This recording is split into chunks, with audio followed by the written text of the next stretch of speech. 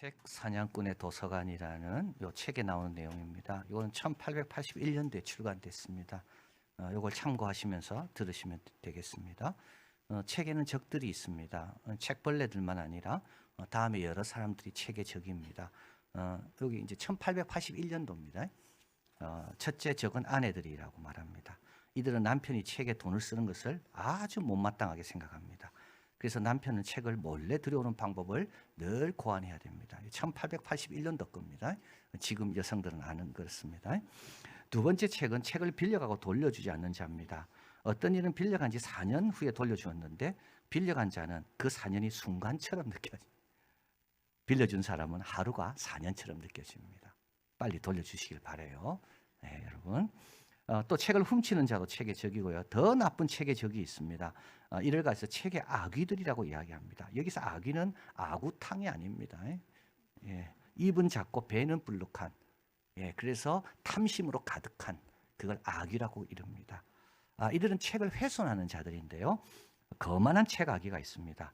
하얗고 깨끗한 책의 여백이 있는데 여기에 자기 생각, 의견을 연필로 또는 잉크로 막 갈겨놓는 겁니다. 잉크가 번지면 책의 내용이 손상이 되겠죠. 심미적 책 악의가 있습니다. 옛날에는 다 필사본을 적었는데 이 필사본 중에 특별히 성경을 많이 적었다 그래요. 성경을 필사를 많이 했는데 근데 첫 머리 글자는 항상 색을 넣었다 그래요. 예쁘게 보이려고. 이 심미적 악의는 뭐냐면 그 첫 머리 글자, 그 색을 칠하는 그것만 훼손시키는 자가 심미적 악의입니다. 도덕적 악의가 있는데요. 이거는 자기의 거스리는 내용 지워버리는 겁니다. 여러분, 성경 다 읽으려 하시길 바라요. 자꾸 지우려 하지 마시고요. 건너뛸려 하지 마시고요. 성경책의 적입니다.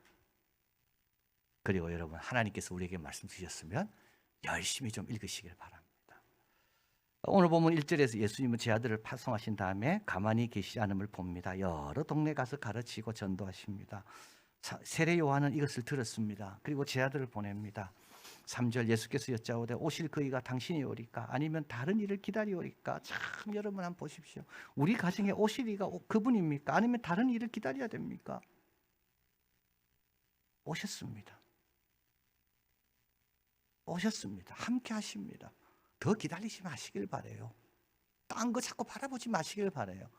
그분은 오신 거예요. 자, 세례 요한은요 지금 감옥에 있잖아요. 헤롯 안디바가 저지른 그 잘못을 지적하다가 감옥 갔거든요. 근데 세례 요한은 의심이 생깁니다. 아니 예수님이 계신다면 내가 왜 감옥에 있어야 되지 지금? 예수님이 오셨다고 자기는 확신하고 세례도 베풀었는데 그때 하늘에서 음성도 들렸는데 왜 세상은 여전히 헤롯 일가가 권력을 잡고 있지? 그분이 진짜 오실이었는가? 안 그러면 또 다른 오실이가 있는가? 자, 예수께서 4절에 대답하십니다. 너희가 가서 듣고, 이것은 이제 산상수훈입니다. 5장에서 7절. 놀라운 가르침이죠. 천국의 가르침입니다. 오실 분이 오신 거죠. 그리고 본 것을. 그래서 이거는 8장, 9장에서 10가지 기적. 이것을 요한에게 고하라. 그러면서 5절, 소경이 보며 이사야 말씀, 안진뱅이가 걸으며 문둥이가 깨끗함을 받으며 귀머거리, 이거 다 이사야 말씀입니다. 죽은 자가 살아. 이거는 메시아가 오면 일어날 일이다. 이것을 이사야 선지자를 예언했는데 예수님께서는 이게 다 이루어진 거 아니냐 이렇게 말씀합니다. 6절, 누군지 나를 인하여 실족하지 아니하는 자는 복이 있도다. 예수님 오셨는데도요, 예수님 때문에 넘어지는 자가 많다는 겁니다. 누구도? 세례 요한도.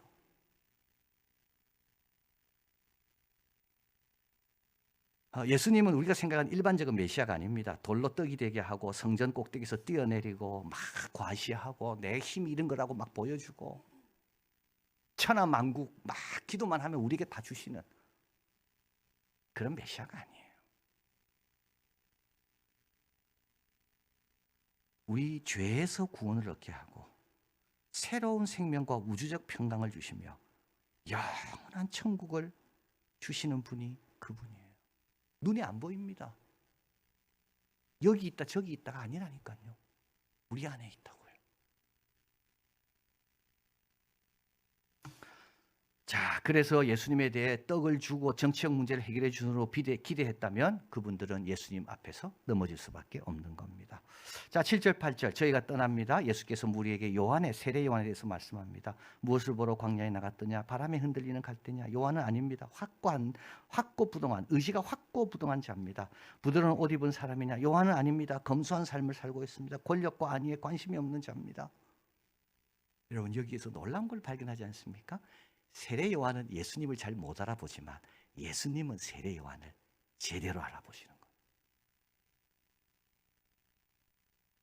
오늘도 우리 하나님은 우리를 제대로 알아보십니다. 우리는 하나님에 대해 오해할 때 많지만 하나님은 우리에 대해서 오해하지 않습니다. 자, 그러면서 말합니다. 9절 선지자보다 나은 자고 11절 여자가 낳은 자 중에 세례 요한보다 큰 이가 없도다. 이거는 뭡니까?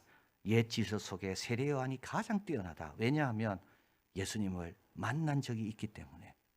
그러나 천국에서는 지극히 작은 자도 저보다 크다. 새 질서 속에는 가장 작은 자도 세례 요한보다 크다. 왜요? 예수님으로 인해 도래한 새 질서에 살고 있거든요. 예수님을 만날 수가 있거든. 예수님의 가르침을 산에서 듣고 있잖아요, 지금. 12절 참 어려운 구절 말씀합니다. 세례 요한 때부터 지금까지 천국은 침노를 당하나니 침노하는 자는 빼앗느니라. 누가 천국을 침노합니까? 우리의 천국을 뺏어가려는 사람들이 있다는 겁니다. 그들은 침노란 말은 바이올런트리요. 굉장히 강하게 공격하는 겁니다. 왜? 우리 안에 있는 천국을 뺏어가려고. 그래서 우리는 어떻게 된다고요? 침노하는 자가 되어야 됩니다. 우리도 그런 바이올런트란 그런 강렬함으로 내 천국을 지켜내야 된다는 그 뜻입니다. 그러니까 여러분 천국을 누리려면 천국이 뺏기지 않도록 깨어서 경성해야지만이 천국을 누리는 거지. 왜냐하면 천국을 뺏어가려는 자들이 있거든요. 천국은 침노를 당하나니 이건 나쁜 자들입니다. 그래서 우리는 어떻게 됩니까? 침노하는 자가 돼야 됩니다. 그래야 이 천국을 지키는 겁니다. 그러니까 예수님께서 지금 이 무슨 말씀이냐 하면 자, 새 시대가 됐고 너희들은 아브라함과 모세보다도 훌륭하다. 왜냐하면 아브라함과 모세는 멀리서 바라봤지만 너희들은 바로 지금 이 자리에서 주님과 함께 하니까. 그러나 아무리 새 시대에 있다 할지라도 천국을 지키기 위해 깨어있지 않으면 천국은 뺏긴다. 이 말씀입니다. 자, 그러면서 16, 17절 이 세대를 무엇으로 비유할꼬? 아이들이 장터에 앉아 제동물을 불러 가로되 너희를 향하여 피리 불어도 불어도 춤추지 않고 애곡하여도 가슴을 치지 않는다. 이 말은 무슨 뜻이냐면 왜 참여하지 않느냐 이 뜻입니다. 왜 참여하지 않는가? 같이 좀 놀자. 근데 왜 너희들은 관심이 없는가? 세례 요한이 왔습니다. 관심이 없습니다. 세례 요한 보고는 뭐라 이야기합니까? 너무 금욕적이라고 이야기합니다. 자, 예수님 오셨습니다. 뭐라 이야기합니까? 세리와 죄인들과 먹고 마신다고 이야기합니다. 무조건 핑계거리만 돼요. 무조건 안 될 것만 이야기해요. 23절 이게 바로 가버나움입니다. 내가 하늘까지 높아지겠는데 이게 교만입니다. 25절 지혜롭고 슬기 있는 자들에게 숨기십니다. 이런 사람은 절대 알 수 없습니다. 예수님이 넘어지는 자들입니다. 어린아이들에게는 나타내심을. 어린아이들은 누굴까요? 열려 있습니다. 세례 요한이 회개하라면 회개합니다. 우리 예수님이 나를 따르라면 따릅니다. 안 될 걸 찾는 게 아니라요. 이 열려 있기 때문에 이 안에 어떤 하나님의 뜻이 있는가를 찾는 거죠. 그래서 하나님은 이들에게 보여주시는 겁니다. 이들은 안 넘어집니다. 자, 27절 놀라운 내용입니다. 내 아버지께서 모든 걸 내게 주셨습니다. 우리 예수님과 아버지는 하나입니다.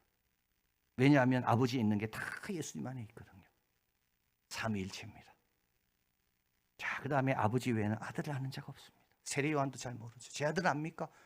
저와 여러분 잘 압니까? 예수님? 예수님 지금 얼마나 우리를 사랑하는지 압니까? 얼마나 참고 기다리는지 압니까? 지금도 문 밖에 서서 우리가 오기를 기다리시는 그 예수님에 대해서 우리가 관심이라도 있습니까? 그 예수님에 대해서 아는 분은 하나님 한 분밖에 없어요. 나도 마찬가지예요.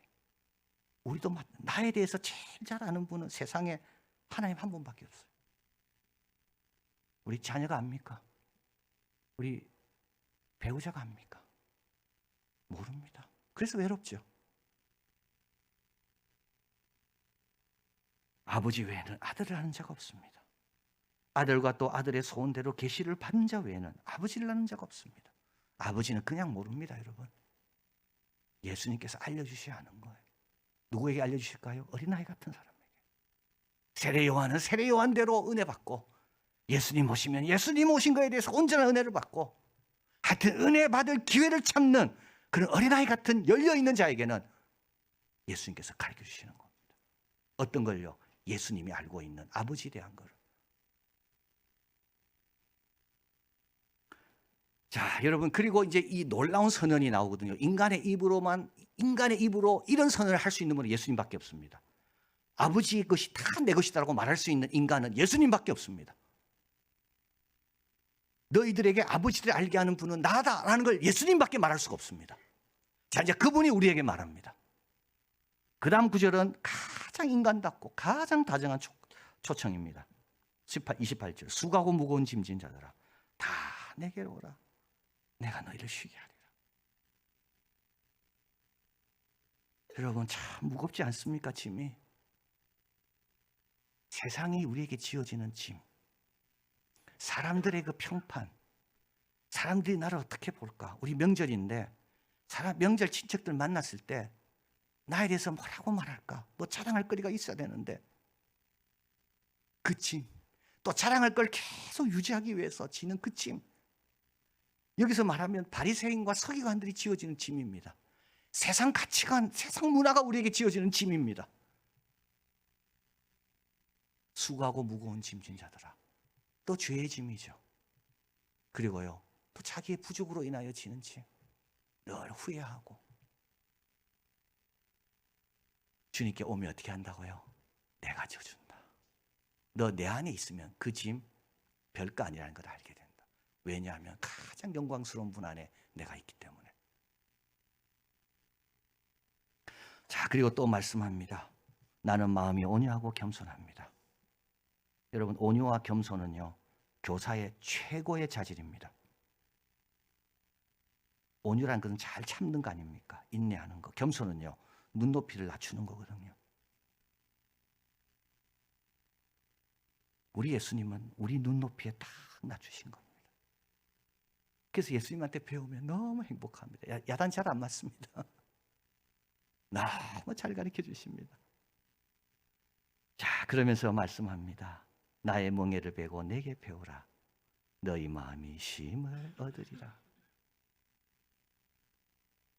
첫 번째 쉼은 주님께 와서 다 맡기는 거고요. 두 번째 쉼은 주님의 멍에를 매는 겁니다. 주님이 진 십자가를 맬 때 여러분 확신하십시오. 쉽니다. 이 멍에를 피하려고 할 때 못 쉬는 거고요. 이 멍에를 안 매면 세상 멍에가 나를 누릅니다. 그러니까 주님께서 세상 멍에를 다 벗으라 그랬잖아요. 그리고 나서 주님의 멍에를 안 매면 또 세상 멍에를 매는 겁니다. 주님이신 짐은 내 멍에는 쉽고 내 짐은 가볍다고 말씀합니다. 왜냐하면 이 멍에는 사랑이기 때문에요. 그 안에 사랑이 있거든요. 나를 사랑해서. 여러분 한번 보십시오. 소가 멍에를 매지 않는 소는 쓸모없는 소입니다. 그러나 멍에를 맬 줄 아는 소는요, 요긴한 소입니다. 우리 예수님께서 우리를 하나님 나라의 요긴한 자로 세우기 위해서 그 사랑의 뜻으로 뭘 주신다고요? 멍에 계명을 주시는 겁니다. 이게 사랑입니다. 그래서 어렵지 않습니다. 힘들지 않습니다. 그 사랑을 느끼니까. 책 사냥꾼의 도서관에 나오는 내용인데요. 1827년입니다. 라투르 씨는 루브르 강변에서 고서점에서 책 하나를 발견합니다. 아주 낡아빠진 그리스도를 본바다입니다. 그 헛장, 이제 헛장이 뭐냐 하면 저도 요번에 알았는데 표지가 있고 그 다음에 겉표지가 있죠. 그 다음에 이제 책과 연결하는 것을 면장이라 그러는데요. 그 면장 안에 하나 더 있는 걸 헛장.